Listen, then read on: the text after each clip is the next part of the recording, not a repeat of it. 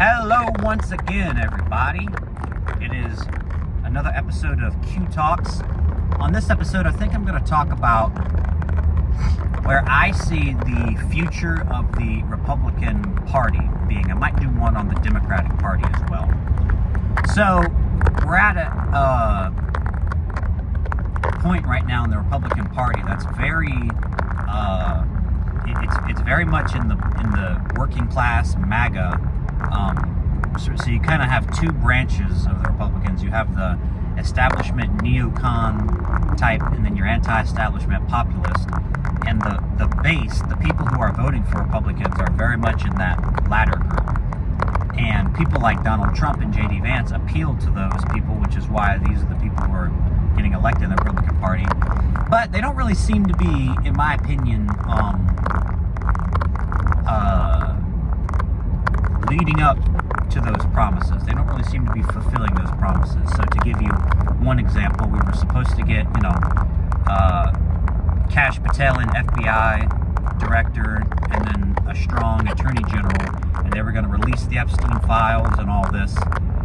And I mean, that was just a complete backstab by the Trump administration. That was a complete failure, and it made him look really bad, and his approval rating really dropped a lot, especially with independents when that whole fiasco happened. There was obviously the tax cuts for the ultra wealthy is not, I mean, you can't really call yourself a populist and do that, in my opinion. There are some others as well, going after all of these insane leftists who are committing terrorist acts. You've got every mandate to go after them, and you're not for some reason. I don't understand it. It's really most of the issues I see being with the attorney generals and the lawfare he's not being as strong with that. And so the Republican Party I see basically headed in one of two directions. Most likely it's going to be this first one.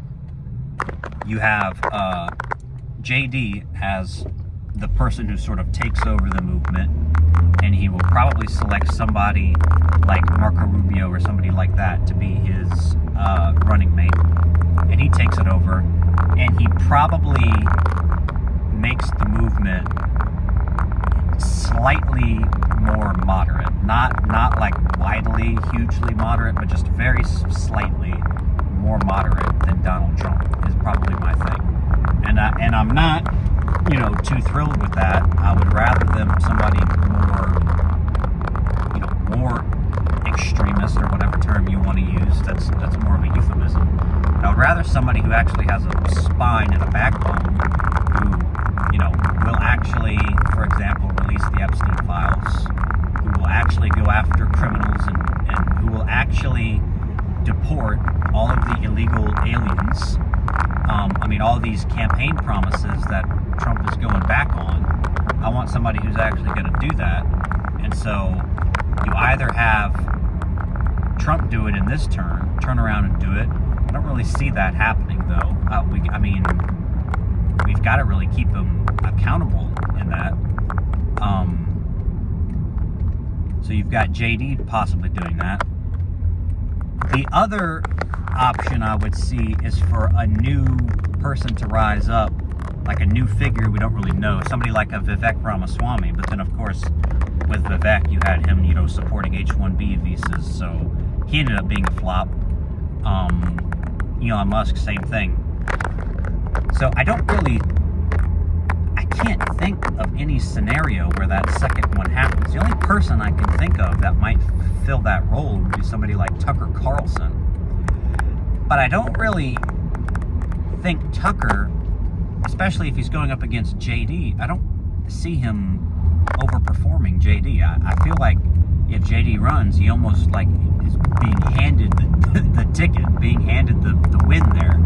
I don't really see anybody else who can do that. Now, of course, back in 2016, we were all wondering, in 2016, the leading figures were Bobby Jindal and Billy Crystal or whoever back in 2016.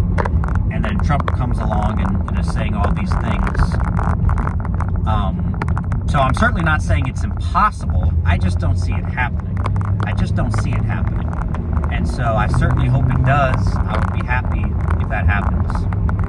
I would be happy if that's the direction. Somebody who is very anti-immigration, somebody who's actually going to deport all the immigrants, somebody who rounds up all of the criminals and harshly punishes them,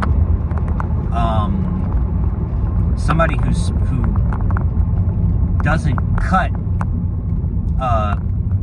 benefits for the working class and give tax cuts to the ultra wealthy. I mean, there's got to be somebody in America who believes in all of that and who will actually do it.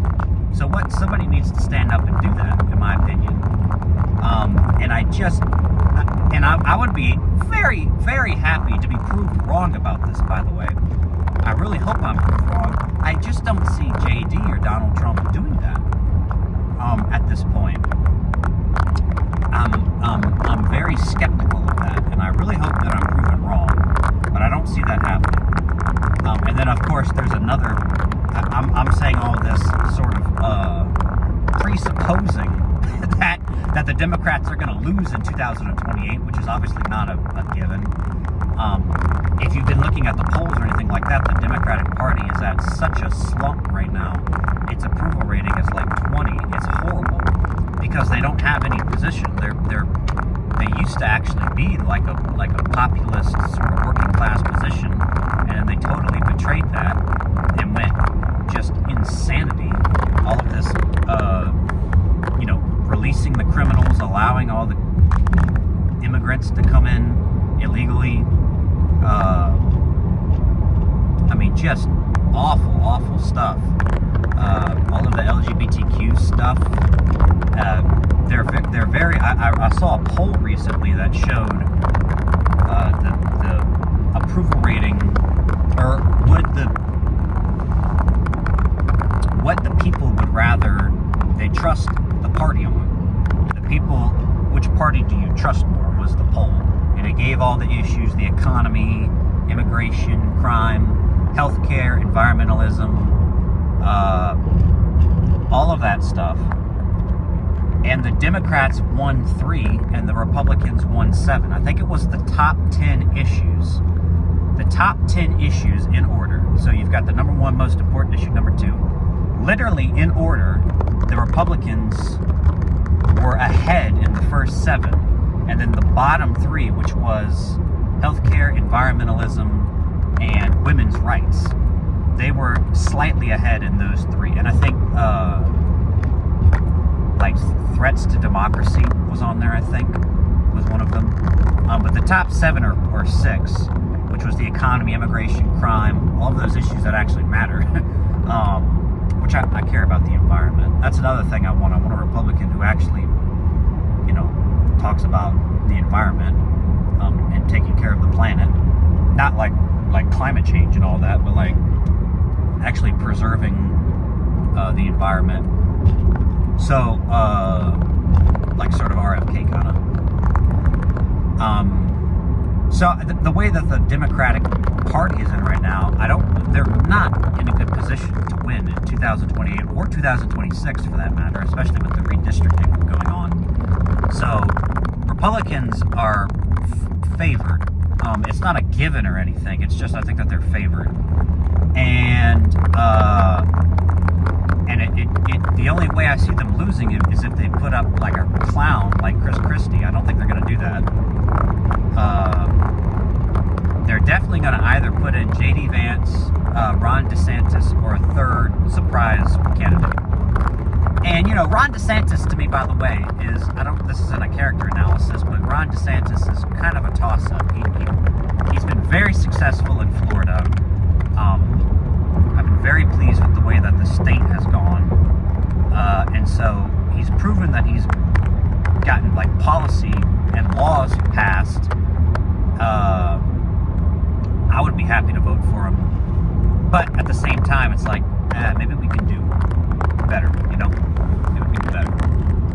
So that's really, where I see the Republican Party headed. We've got to get a new person rising up. Somebody who was similar to Donald Trump in 2016, but didn't go back on all of these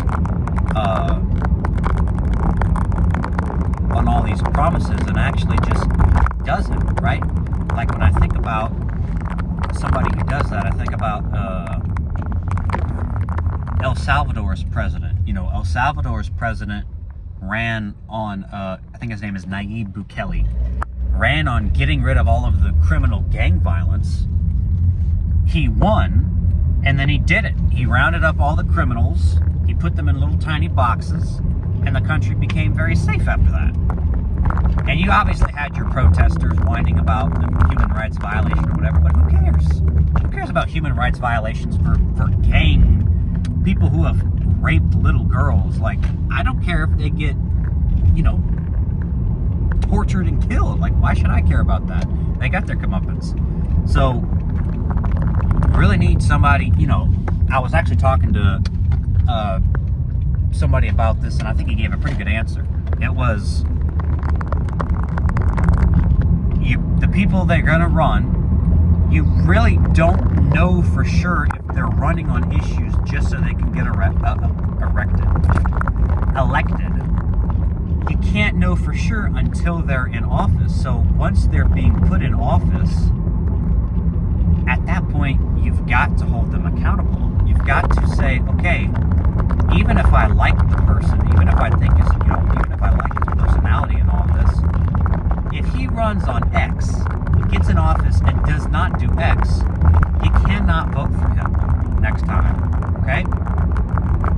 You've got to vote for somebody else, at least in a primary. In a general election, that's a little bit different.